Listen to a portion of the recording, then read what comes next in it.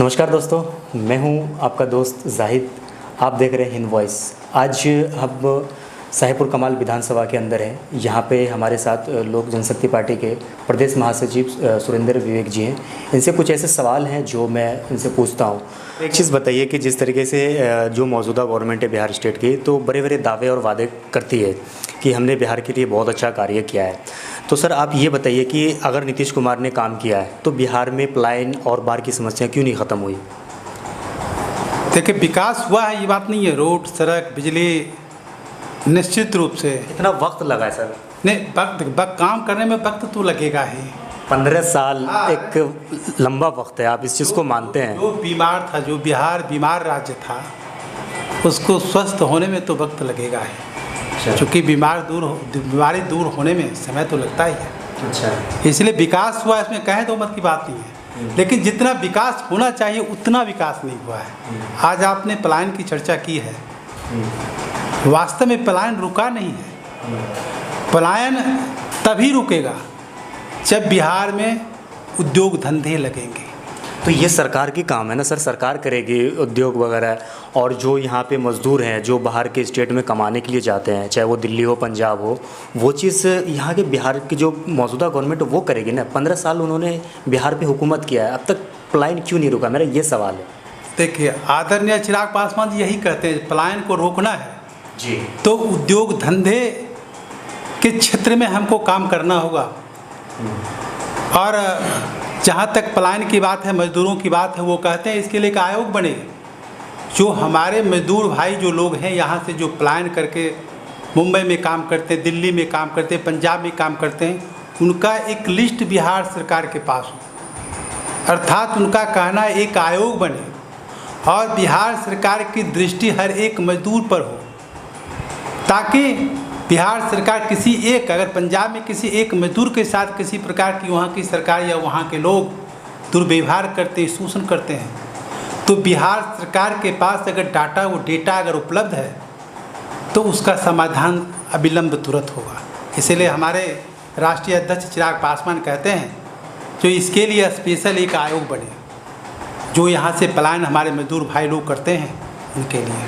अच्छा, आपसे और सवाल है कि बिहार को स्पेशल राज्य का दर्जा अब तक क्यों नहीं मिल पाया? देखिए, ये तो राजनीतिक बात है। विकास हुआ है, मिलना चाहिए, ये तो मैं कहता हूँ स्पेशल राज्य का दर्जा मिलना चाहिए। आप कह रहे हैं कि राजनीति की बात है, तो राजनीति के साथ साथ जो यहाँ के आवाम उसको फ़ायदा भी तो पहुँचना चाहिए। बिल्कुल बिल्कुल, मैं समझता हूँ विशेष राज्य का अगर दर्जा मिल जाता है तो बिहार का काफ़ी विकास होगा, फिर पलायन नहीं होगा यहाँ से। चूँकि इतने उद्योग धंधे यहाँ लग जाएंगे, जो दूसरे राज्य के लोग यहाँ काम करने के लिए आएंगे, यहाँ के लोग बाहर काम करने के लिए नहीं जाएंगे। इसकी आवश्यकता है और इसका समर्थन करते हैं कि बिहार को विशेष राज्य का दर्जा मिलना चाहिए। जी, यहाँ के जो गरीब मजदूर हैं वो भी यही चाहते हैं कि बिहार के अंदर ऐसा हो जिसे हमें दूसरे स्टेट में नहीं जाना पड़े, वो हमारे घर में ही हमें काम मिल जाए। बिल्कुल। इस पर आपकी सरकार काम करेगी? नहीं, वो देखिए, पलायन रुके। देखिए, पहले मैं कह देना चाहता हूँ मैं सरकार में शामिल हूँ जी, लेकिन सरकार का हिस्सा मैं नहीं। चूँकि हमारे कोई प्रतिनिधि सरकार में शामिल नहीं है। अच्छा, कोई मंत्री हमारे पार्टी के नहीं है जो इस मुद्दे को सदन में उठा सकें या सरकार के जो कैबिनेट की बैठक होती है उसमें राय विचार दे सकें। इसीलिए जो कुछ भी बातें होती है, राष्ट्रीय अध्यक्ष माननीय चिराग पासवान जी मुख्यमंत्री, बिहार सरकार के मुख्यमंत्री आदरणीय नीतीश कुमार जी को पत्र लिखकर, खत लिखकर मांग करते हैं, सूचना देते हैं, जो गरीबों के हित में, मजदूरों के हित में। आज कोरोना को लेकर जो 10 लाख मजदूर जो हमारे बिहार आए हैं, उनके लिए क्या काम होना चाहिए, उनके रोजगार के लिए क्या व्यवस्था होना चाहिए, ये बराबर चिराग जी मांग करते रहते हैं बिहार सरकार से। अच्छा, आप अभी कोविड-19 के ऊपर आए हैं, तो मैं आपसे एक सवाल है जो पूछना चाहता हूँ कि आप मानते हैं कि कोरोना वायरस की वजह से जब लॉकडाउन लगा यहाँ पे, उसमें सरकार जो है गरीब मजदूरों को घर पहुँचाने में नाकाम रही हो, उनको सुविधा पहुँचाने में नाकाम रही हो? देखिए, दिक्कत तो हुआ है, जो सही है उसको स्वीकार करने में कहीं कोई ये नहीं होना चाहिए। जी। दिक्कतें हुई है, लेकिन सरकार संवेदनशील रही है, ये बात नहीं है। सरकार संवेदनशील रही है, सरकार प्रयास की है, ईमानदार प्रयास की है, पर दिक्कतें आई हैं। हमारे जितने भी बाहर से मजदूर लोग आए हैं, काफ़ी दिक्कत हुई है। दिक्कत की वजह क्या हुई है? वजह क्या है? वजह देखिए, वजह इसका एक मात्र है, जो प्रशासनिक जो व्यवस्था होनी चाहिए थी, जो प्लानिंग होना चाहिए था। जो हमारे मजदूर मुंबई से आ रहे हैं, दिल्ली से आ रहे हैं, पंजाब से आ रहे हैं, केरला से आ रहे हैं, कर्नाटक से आ रहे हैं, ये मजदूर आ रहे हैं, इन कितनी संख्या है, ये उनके पास डेटा नहीं था। इस वजह से जो सुचारू रूप से प्लानिंग जो बनना चाहिए, वो प्लानिंग नहीं बन सका। यही तो चिराग जी कहते हैं, जो अगर बिहार से हमारे दूसरे राज्य में मजदूर काम करने के लिए जाते हैं, हमारे बिहार भाई काम करने के लिए जाते हैं, तो उनका डेटा हमारे सरकार के पास रहनी चाहिए, ताकि आफत विपत में बिहार सरकार अन्य राज्य में काम करने वाले जो हमारे बिहार भाई लोग हैं, उनका मदद हो सके। अच्छा, आपसे एक सवाल और है। अब इन मुद्दों से हम हटते हैं। लालू प्रसाद यादव के बेटे तेजस्वी यादव, उसको मानते हैं कि वो बिहार के लिए भविष्य है आगे के लिए? नहीं, ये तो मैं नहीं मान सकता हूँ। एक चीज़ मानना पड़ेगा, अगर उनकी हुकूमत आती है बिहार के अंदर, तो क्या वो बिहार को संभाल पाएंगे? मुझे तो नहीं लगता है, क्योंकि उनकी सोच समझ अभी वह नहीं है। अच्छा। वो राजनीतिक रूप से परिपक्व नहीं है। अच्छा। देखिए, कोई भी हम अगर एक ही घर के अगर गार्जियन बनते हैं, मुखिया अगर हैं, तो उसके पास एक विजन होना चाहिए, जो विजन तेजस्वी जी के पास नहीं है। अच्छा। और वो अभी बिहार के मुख्यमंत्री बनने लगे। आपको क्या लगता है कि कन्हैया कुमार बिहार चुनाव में अपना असर दिखा पाएंगे? मुझे तो ऐसा कुछ नहीं लगता है। आप लोकसभा में भी देखे होंगे, जो कन्हैया उटपटांग बातों को बोल करके देश विरोधी नारा गा करके चर्चा में अवश्य रहते हैं, पर वह कहीं कोई बिहार के विधानसभा चुनाव में कहीं कोई प्रभावित करने वाले नहीं हैं। बाकी जिस विचारधारा के वह हैं, वामपंथी विचारधारा के, उसका वजूद बिहार में है ही नहीं, तो प्रभावित करने का कहीं कोई मुझे नहीं लगता है। लेकिन आप ये कह रहे हैं, तो विवादित बयान तो बहुत सारे पार्टी के लोग हैं, जो मैं नाम लेना नहीं चाहूँगा, वो भी देते हैं। नहीं, ठीक है, जो भी विवादित बयान देते हैं, मैं उनके पक्ष में नहीं हूँ। मैं उनके पक्ष में हूँ, किसी भी पार्टी, कोई पार्टी को विवादित मुद्दों पर मैं विश्वास नहीं करता हूँ और न उनका समर्थन करता हूँ। जो समाज के लिए काम करेंगे, जो देश के लिए काम करेंगे, जो राज्य के लिए विकास के लिए काम करेंगे, मेरा विचार उनसे मिलता है। हमारी पार्टी एक लाइन में बिहार के विकास के लिए कृत संकल्पित है। लोक जनशक्ति पार्टी इसी पर काम कर रही है, बिहार के विकास के लिए काम कर रही है, गरीबों के लिए काम कर रही है, आवाम मजदूरों के लिए काम कर रही है। यह एकमात्र पार्टी है जो सर्व समाज की चिंता करने वाली अगर कोई पार्टी है तो वो लोक जनशक्ति पार्टी है। जी।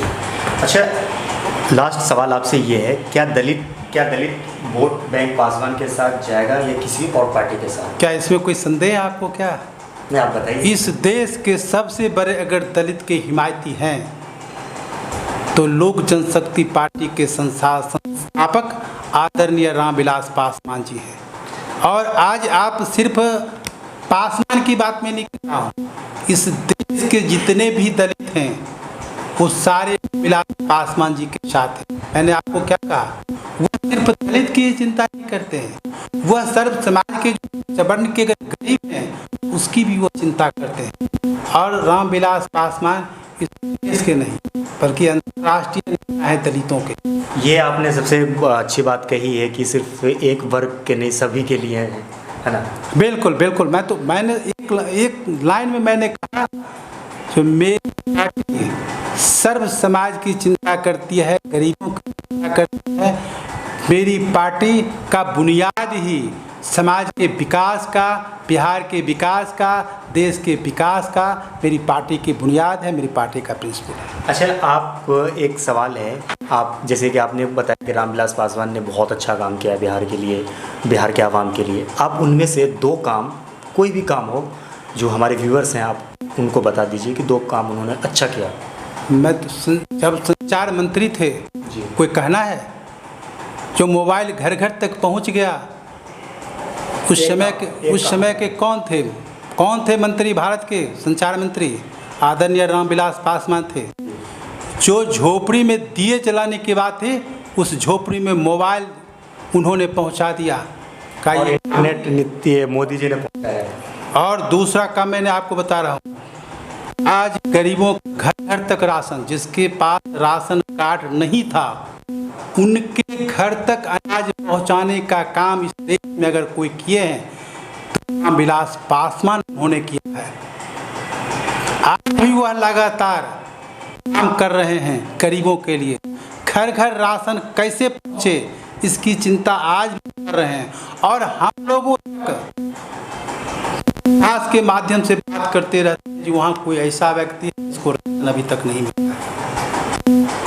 एक दिल्ली में हमारे नेता हैं और एक छोटे से साहेबपुर कमाल कस्बे में अगर एक राशन धारी बिना राशन कार्ड गरीबों की अगर चिंता करें तो ये बहुत बड़ी बात है। इसीलिए कोरोना काल में सबसे अगर सुंदर काम तो हमारे आदरणीय रामविलास पासवान जी ने किया है।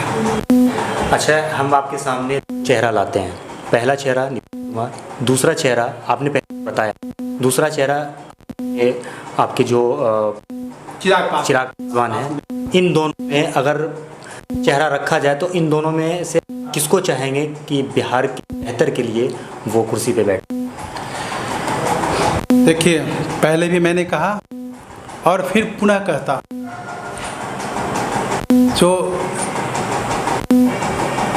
चिराग पासवान इस के भविष्य आने वाले वक्त में, हाँ, बिहार का अगर संपूर्ण विकास अगर करना है तो चिराग पासवान को मुख्यमंत्री बनाना होगा। एक लाइन में मैं कहना चाहूँगा कि हर क्षेत्र का विकास चाहिए तो एक नौजवान युवा पढ़ा लिखा नई सोच नई समझ वाले हमारे आदरणीय चिराग पासवान जी को मुख्यमंत्री